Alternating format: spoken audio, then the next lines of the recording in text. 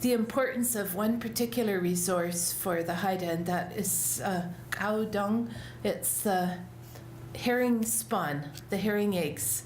When the herring come to spawn in the springtime, they deposit their eggs on the surfaces of sea plants, especially the giant kelp, which is called ngal, and other seaweeds, as well as eelgrass.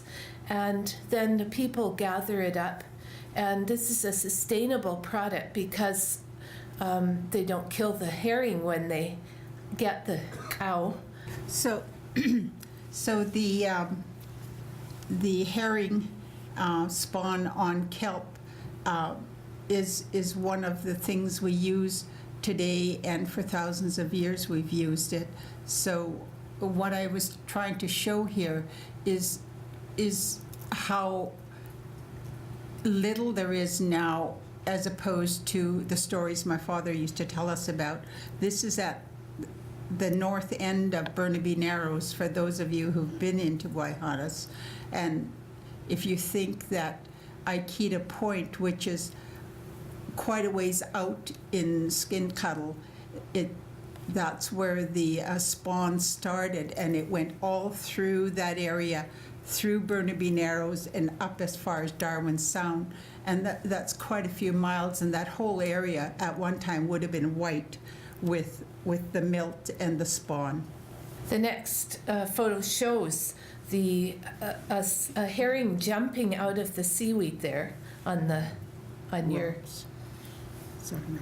rocks, yes, and also depositing eggs on eelgrass and tull, the sea wrack, and these would be then harvested, and the eggs cooked and scraped off and dried.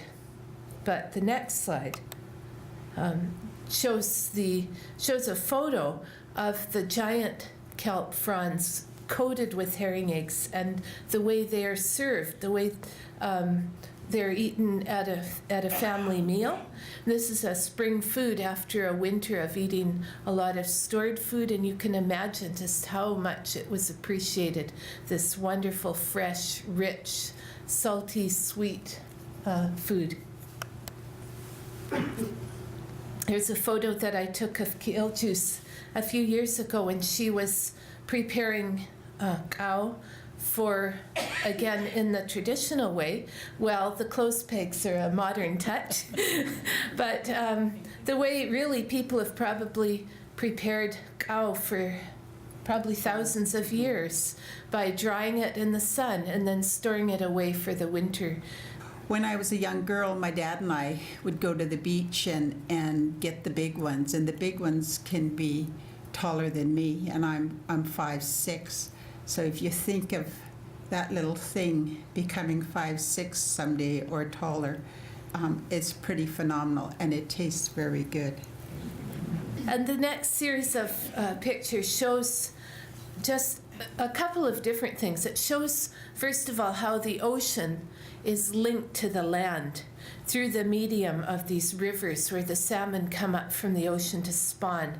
And long ago here, it shows the remains of fish traps, weirs and fences and traps that people used, not just to harvest the salmon, but I think it's really important to point out that these were used for managing the salmon, for sustaining the salmon, because it allowed the salmon to be monitored as they came up the river, and then people could selectively harvest, not the biggest and the best, but sort of the medium-sized ones, and make sure that the largest, strongest, healthiest fish got up the river to spawn. This, more importantly, allowed the fish to move freely up the river during high tides, and then some would get trapped in the little outcroppings there, and they would be selected again to make sure that the biggest ones got away.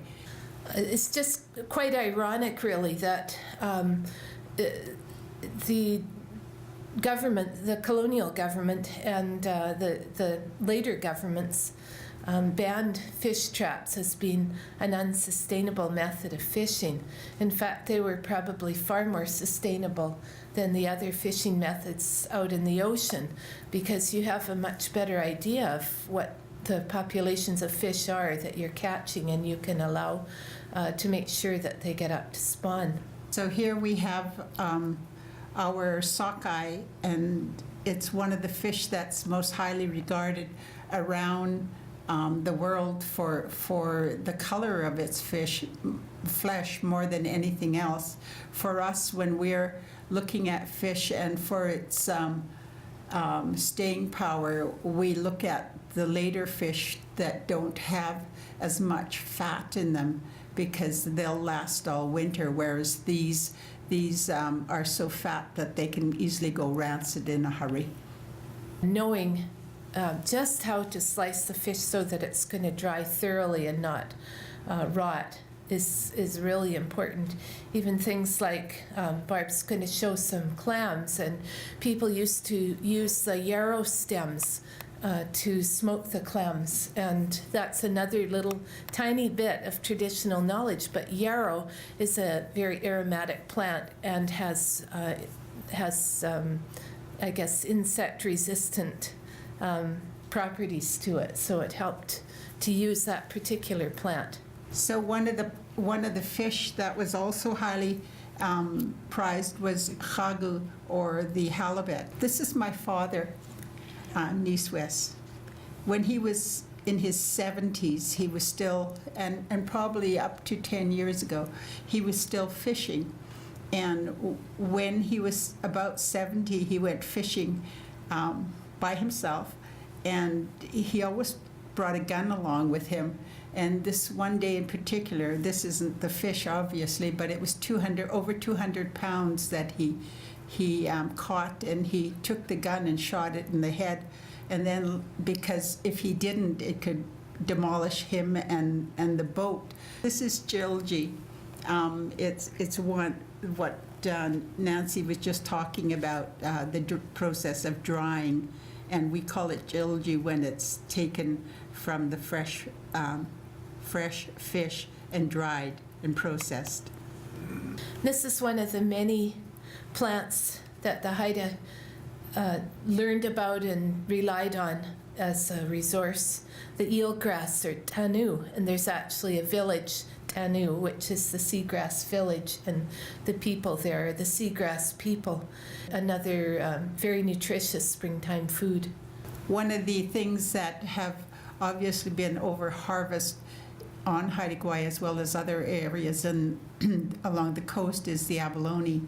And here, this is my aunt and uncle in the 80s, and they were harvesting, and they've learned new ways of harvesting things, obviously. But my father told me that, and him and his brothers told me that when they went harvesting, they would go at the low tides, and they would just kick over the kelp and pick up the abalone. They didn't go into the water because there was enough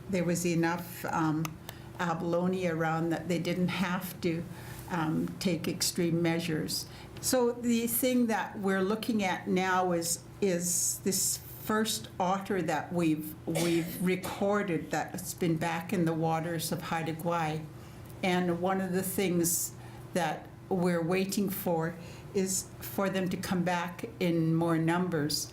I remember many years ago Mike Big, before he passed away, talking about in my lifetime that I would see them back on Haida Gwaii, and here they are now. And Mike passed away in 1990. One of the things that will happen, hopefully, is the abalone will have the kelp to hide in amongst. The young fish will have the kelp, and that will happen when the sea otter eat more of the sea urchins. So there's a cycle that needs to be made right again.